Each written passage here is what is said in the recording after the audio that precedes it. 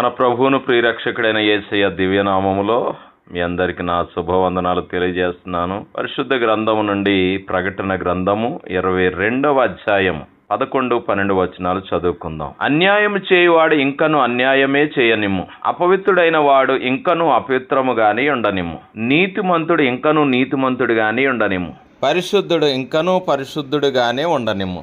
ఇదిగో త్వరగా వచ్చుచున్నాను, వాని క్రియల చొప్పున ప్రతి వానికి ఇచ్చుటకు నేను సిద్ధపరిచిన జీతము నా యొద్ద ఉన్నది. ప్రియ దేవుని బిడ్డలారా, నీతిమంతుడు ఒక్కడూ లేడు అని బైబిల్ చెప్తా ఉంది. ఎవరైతే ఆ సంగతి గ్రహించి సువార్తను నమ్మి యేసునందు విశ్వాసం ఉంచుతారో వారు నీతిమంతులుగా తీర్చబడతారు, పరిశుద్ధులవుతారు.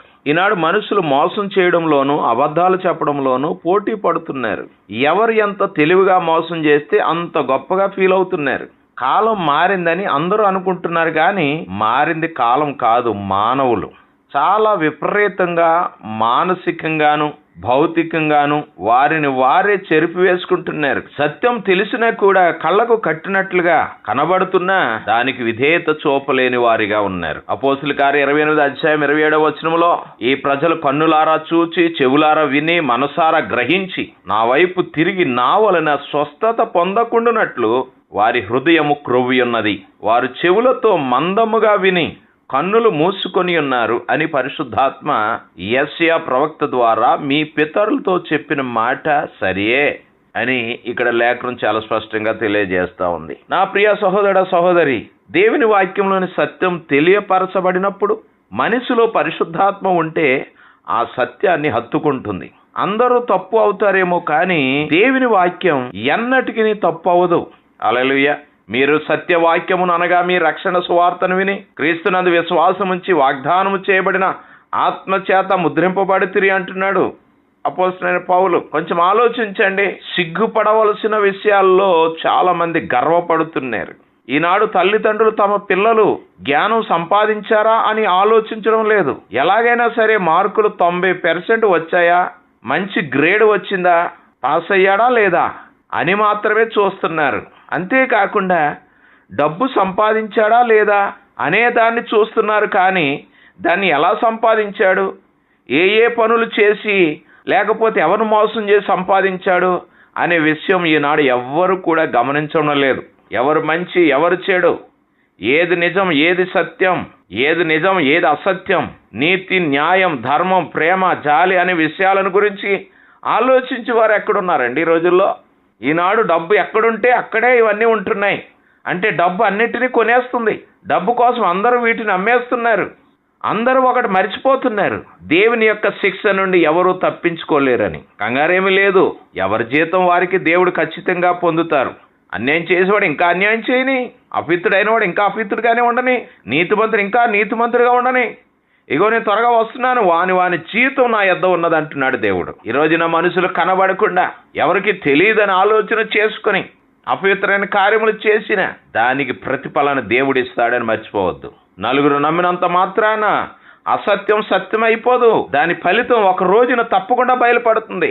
ఎందుకంటే దేవుడు సత్యవంతుడు, నీతిమంతుని దేవుడు ఎల్లప్పుడూ దృష్టి ఉంచుతున్నాడు. ప్రభు కన్నులు నీతిమంతుల మీదను ఆయన చెవులు వారి ప్రార్థనల వైపును ఉన్నవి, కానీ ప్రభు ముఖము కీడు చేయి వారికి విరోధంగా ఉన్నది అని అపోస్తలుడైన పేతురు రాసిన మొదటి పత్రిక 3వ అధ్యాయం 12వ వచనంలో స్పష్టంగా రాస్తున్నాడు. నా ప్రియ సహోదర సహోదరి, అంత్య దినాల్లో మానవులు ఎలా ఉంటారో అపోస్తలుడైన పౌలు చాలా స్పష్టంగా రాశాడు.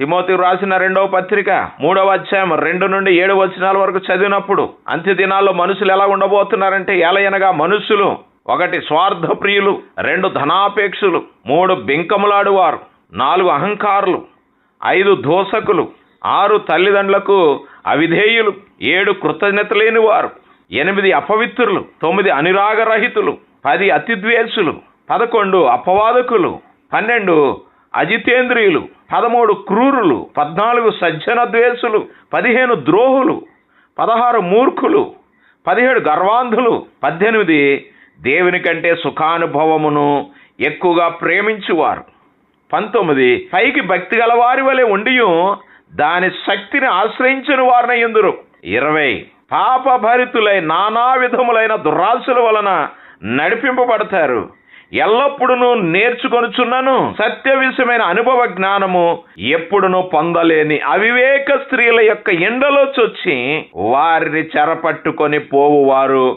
వీరిలో చేరిన వారు. ఆ ప్రియ సహోదర సహోదరి, ఈ సభ్య సమాజం మానవ మాత్రుడు బాగు చేయలేనంతగా పాడైపోతుంది కూడా. మంచి మాటలతో కానీ మార్పు చెందలేనంతగా మానవులు చెడిపోయారు. ఏ భాషలో మనుషులకు చెప్పితే అర్థమవుతుందో ఆ భాషలోనే దేవుడు స్పష్టంగా తెలియజేస్తున్నాడు. అయినా సరే మానవులు అపవిత్రమైన జీవితాన్ని జీవిస్తున్నారు. ఈ అంత్య దినాల్లో క్రైస్తవులు అనేవారు దేవుని నామానికి అవమానం తెస్తూ పాపాల్లో పడిపోతూ ఉంటే మరి భక్తిహీనుల పరిస్థితి ఏంటి? నా ప్రియ సహోదర సహోదరి, మనం ఎలా ఉన్నాం ఒకసారి ఆలోచన చేసుకుందాం. నీతిమంతుడే రక్షింపబడుట దుర్లభమైతే భక్తిహీనుడును పాపియు ఎక్కడ నిలుతురు అంటున్నాడు పేతురు గారు. ఆలోచిద్దాం, దేవుని సన్నిధిలో సరి చేసుకుందాం.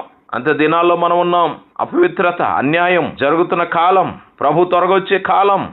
దేవుడి చేత ఇవ్వబోతున్నాడు కనుక దేవునికి కనబడినట్లుగా మన భక్తిని, మన పరిశుద్ధతను కాపాడుకొనొచ్చు. ప్రభు కొరకు ఎదురు చూద్దాం. దేవుని యొక్క కృప మనందరికీ తోడైండును గాక. ఆమెన్.